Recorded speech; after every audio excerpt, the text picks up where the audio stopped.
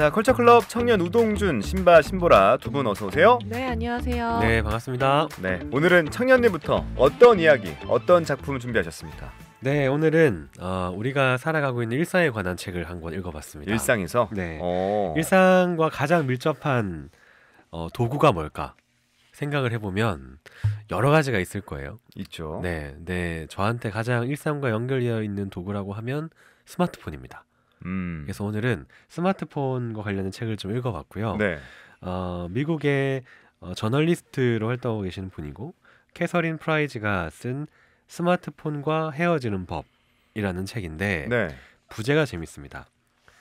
도둑 맞은 4시간을 되찾는 30일 플랜이라고 되어 30일 한 달 플랜이네요. 맞아요. 그러니까 제목이 너무 재밌잖아요. 도둑 맞은 4시간 스마트폰 때문에. 그래서 저자가 어떻게 스마트폰을 바라보고 있는지 일상을 어떻게 분석하고 있는지를 부제에서 바로 알 수 있을 것 같고요. 저도 꽤 많은 시간을 스마트폰을 보면서 하루를 보냅니다. 정확하게 그 스마트폰만 바라보는 시간은 측정된 건 아니지만 대강 보면 제가 하루에 사용하는 스마트폰 시간만 4시간 정도로 나와요. 제 스마트폰의 그 데이터를 보면. 네. 1시간은 오롯이 스마트폰 화면만 보고 있지 않나라는 생각이 저는 들고요. 이 책은 그래서 저를 위한 책이기도 하고 이 모바일 중독 사회에 다다른 우리 모두를 위한 책이 아닐까 싶기도 합니다. 자, 많은 분들이 공감할 것 같은데 하지만 정말 스마트폰과 헤어질 수 있을까? 저는 좀 회의적이거든요. 일단 책에서는 어떤 얘기를 들려주는지 좀 살펴보고 제 생각도 한번 정리해봐야겠습니다. 네, 일단 부제 30일 플랜이라고 되어 있는 것처럼 이 책은 30개의 방법론을 제시를 하고 있어요. 그러니까 물론 저도 이 책을 읽고 네. 이제 헤어질 수 있겠어라고 생각이 들지는 않았어요. 않았군요. 네, 근데 아쉽게도. 근데 왜냐면 쉽지 않으니까요. 스마트폰과 헤어지는 게. 그렇지. 근데 왜 우리가 스마트폰을 달리 봐야 하는가에 대한 관점은 꽤나 공감 가는 이야기가 좀 많긴 했었고요. 그래요. 이 책을 보면 첫날부터 마지막 날까지 내 마음을 다잡을 수 있는 방법론을 제시를 하고 있습니다. 책은 이제 2개의 챕터로 되어 있고요. 우리가 보통 또 서점에 가서 뭐 며칠 만에 몸 만들기 이런 책들도 있잖아요. 그걸 보면은 뭐 식단 관리라던가 뭐 데일리 플랜을 짜서 운동하는 양을 정해주기도 하는데 좀 비슷한 방식으로 되어 있습니다. 그러니까 스마트폰에서 벗어나기 위한 어떤 마스터 플랜을 여러 꼭지로 만들고 있고요. 첫 챕터는 저자가 각성이라는 주제의 명을 달고서 우리가 왜 스마트폰을 멀리해야 되는지, 스마트폰 그 뒤에 숨겨져 있는 내막, 이면 이런 것들을 알려주는 게 1부고 네. 2부는 이제 데일리로 매일 하나씩 넘어갈 수 있는 그런 실천론들을 안내하고 있어요. 뭐 마음을 가다듬는 방법이란 것도 있고요. 그리고 정확하게 스마트폰을 어떻게 설정을 하고 어플을 차단하고 또 어떤 어플을 사용해야지 스마트폰의 시간을 줄일 수 있을지를 알려주는 그런 좀 세세한 플랜들이 나와 있는 게 2부로 되어 있습니다. 좋습니다. 그러니까 이 당장 사용 시간을 줄이거나 폰을 없애거나 액션을 취하라 이런 게 아니라 왜 이걸 멀리해야 하나 찬찬히 좀 생각부터 해보자 이 말씀인데 이게 잘 쓰면 스마트폰이 정말 요긴하긴 하거든요.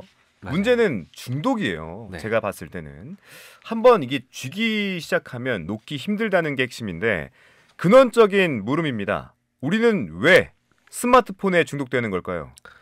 그러니까요. 저도 사실 스마트폰에 내가 중독되어 있다는 감각을 가져본 적은 없거든요. 저도 동감합니다. 네, 사실 나는 이렇게 세계와 연결되고 있어. 뭔가 트렌드에 빨라. 뉴스 소식을 제일 빨리 접할 거야. 맞아요. 그리고 나는 이렇게 사람들과 소통하고 연결되어 있어. 그러니까 그렇지. 이렇게 생각을 했는데 네.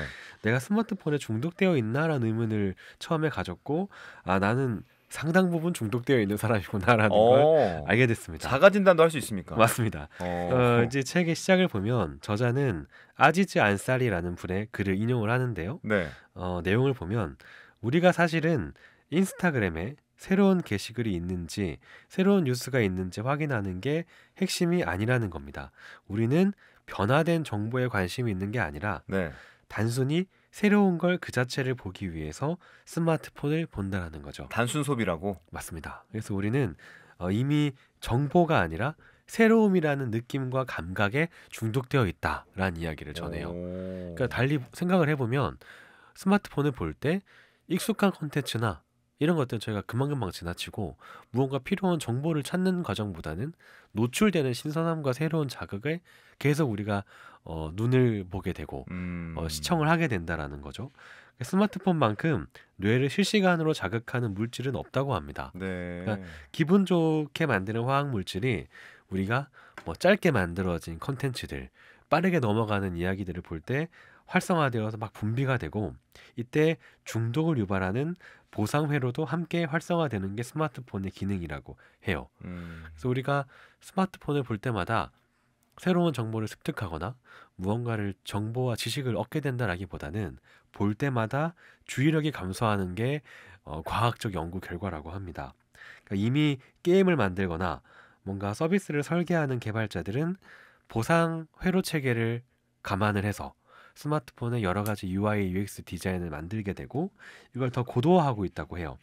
그러니까 소비자들이 너무 빠르게 만족을 하고 있기 때문에 네. 이 만족을 예상하게 되는 그런 과정을 다 넘어서서 새로운 보상 체계를 끊임없이 구축을 해야만 새로운 어플리케이션도 다운받게 되고 그 웹사이트를 계속 볼 수 있게 된다라는 거죠. 그래서 스마트폰 사용 시간이 증가할수록 새로운 보상 체계에 우리가 중독이 되게 되고, 그래서 주의력은 더 감소하게 되고, 주의력이 감소할수록 보상 체계에 대한 노력은 증가하게 되고, 새로운 시스템은 더 만들어지게 돼요. 이게 계속 순환되는 체계라는 걸 저자는 설명을 하고 있습니다. 네. 그리고 서비스 엔지니어가 목표로 하는 건 만족이라는 감정이 아니고 갈망이라는 감각이다라는 이야기도 갈망. 네, 저자는 강조하고 있어요. 결국 스마트폰을 사용할수록 더 많은 갈망에 빠지게 된다는 얘기입니다.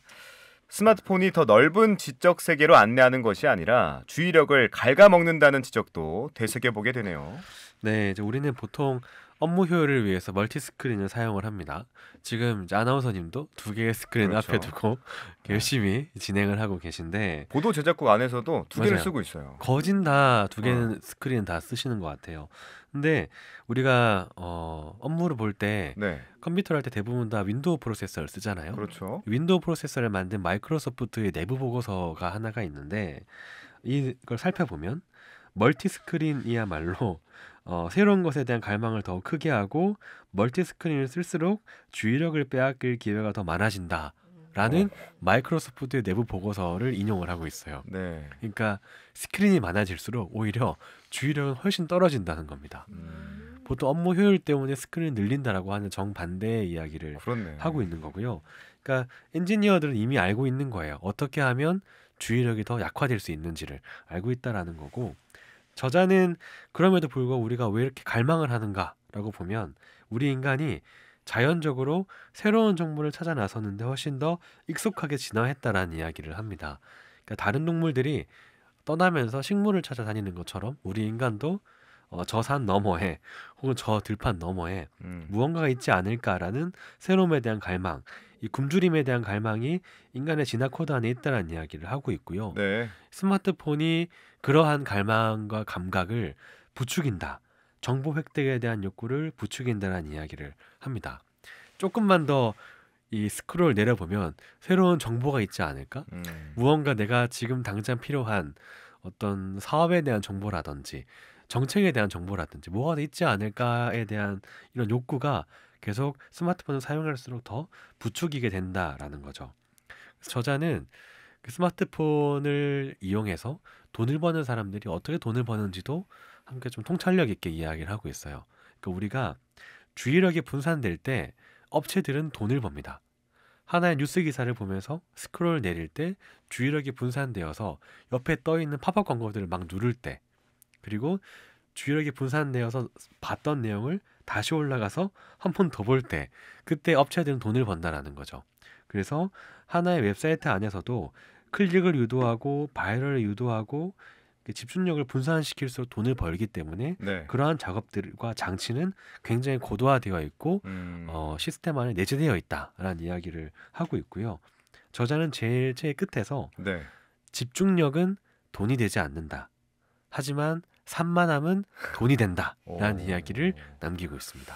네, 이 스마트폰 득보다 실이 크다. 여기에는 충분히 동의합니다. 하지만 여전히 스마트폰과 작별할 수 있을까? 불필요한 사용을 멈출 수 있을까? 이 물음 앞에서는 망설이게 되는데 이제 저자의 처방을 좀 만나보죠.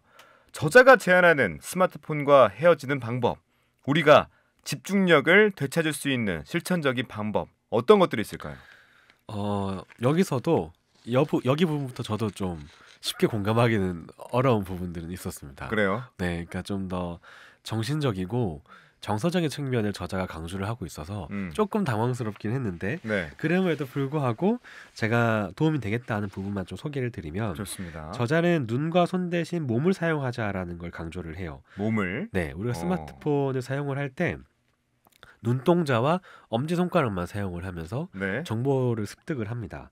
그러니까 최소한의 노동으로 정보를 획득하는 과정을 가지고 있는데 신기하게도 우리의 신체가 유기적으로 함께 움직일수록 집중력은 강화된다고 해요.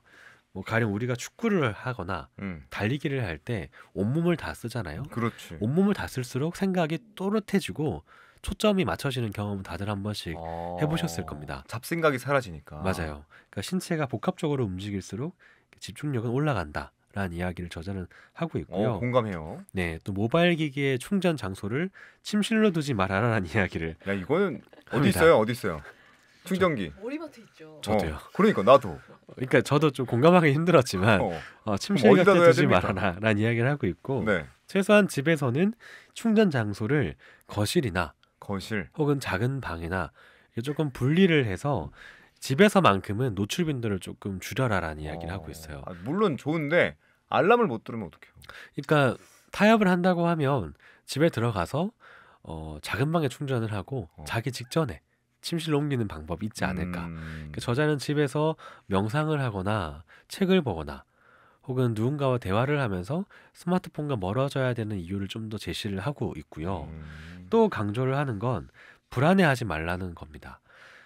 메시지의 응답을 지금 바로 하지 않아도 소셜 네트워크의 새로운 소식을 내가 바로 확인하지 않더라도 지금 내가 생각하는 걸 스토리나 게시물로 바로 올리지 않더라도 또 유행하는 최신 앱을 다운받지 않더라도 나의 일상은 큰 타격이 없다라는 걸 믿으라고 강조를 하고 있어요. 그러니까 저자는 미국에서 사실 역사학을 전공한 저널리스트인데 전 처음에 책을 읽고 나서 심리학자인가 생각이 들었거든요. 그만큼 실천적인 부분에서 뭐 요가라던가 명상이라던가 나에게 집중하는 방법을 많이 강조를 하고 있는 분인데 이 역시 좀 아이러니하죠. 그러니까 저널리스트는 사실 노출수를 고민을 해야 하는 직업이잖아요. 그런데도 스마트폰을 내려놓는 방법을 이렇게 진지하게 고민을 했다. 그리고 내려놓자라고 주변에 제안을 한다라는 게 좀 흥미로웠고 또 미국에서도 참 스마트폰 중독 문제가 그만큼 심각한 게 아닌가 하는 생각도 들기도 했습니다. 제가 얼마 전에 그 스마트폰으로 본 충격적인 게시물이 2000년대는 우리가 연말에 보통 밖에 모여서 카운트다운을 하잖아요. 그때 2000년대는 다 축제를 하고 노래를 부르고 서로 안고 했는데 2023년 연말 카운트다운을 보면 모두가 스마트폰을 들고 그 화면을 찍고 있어요. 공연하는 걸. 그러니까 뒤에서 사진을 찍은 걸 보니 스마트폰밖에 보이지 않는 거죠. 그러니까 기념해야 될 순간에 우리가 꺼내는 게 스마트폰이고 상대방의 눈을 바라보지 않고 화면을 바라본다라는 점도 정말 우리가 일상 속에서 중독이 되어가고 있구나라는 걸 보여주는 반증이 아닐까 싶고요. 근데 우리가 진짜 뭐 중요한 순간들을 이제 촬영을 하잖아요. 사진을 찍거나 영상을 찍는데 찍고 나서 잘 안 봐요. 맞아요. 그 카운트다운도 그때가 뭔가 멋있어 보이고 사람들과 맞아요. 함께 있다는 네. 기분 때문에 찍지만 그걸 또 보냐고 안 그쵸. 본단 말이죠. 네. 그러니까 진짜 눈으로 마음으로 보는 게 가장 중요한 것 같습니다. 네. 그러니까 저도 이 책을 여러 가지 고민을 하다가 왜 골랐냐면 연말이 이제 2달밖에 안 남았어요. 그렇죠. 이제 곧 11월, 12월이죠, 12월 이렇게 또. 2달 남았는데 연초에 세웠던 계획을 까먹었거든요. 그래서 2024년 남은 시간 동안 내가 무엇을 좀 더 집중을 해야 할까 고민을 했을 때 아내와 고양이와 혹은 좋아하는 사람들하고 야. 조금 더 시간을 잘 보내고 싶다는 생각이 들어서 이 책을 골라고 사실 제가 요즘 소셜 네트워크 잘 안 합니다. 네. 디톡스 중이에요. 스마트폰을 좀 그래요. 줄여보려고. 애를 쓰고 있는데 네. 여러분들도 누군가와 귀를 기울이고 살을 맞대고 함께 감정을 공유하는 사람 맞습니다. 진정으로 내가 바라봐야 할 사람 누구인지 남은 2달 동안 고민하고 집중해야 되지 않나라는 생각이 들고 스마트폰과 조금 더 멀어지는 걸 목표로 2014년을 마무리하시는 건 어떨지 제안을 드려봅니다. 네, 당장 적용 가능한 팁들도 좋은데 불안을 내려놓자 이게 핵심인 것 같습니다. 작은 화면에 갇혀서 진짜 중요한 것들을 놓친다면 그야말로 안타까운 일이겠죠. 모든 면에서 여유를 좀 가져볼 것, 그리고 시야를 넓혀볼 것, 저도 조금씩 변화를 시도해봐야겠습니다. 자, 청년님의 소개로 캐서린 프라이즈가 쓴 스마트폰과 헤어지는 법 만나봤고요.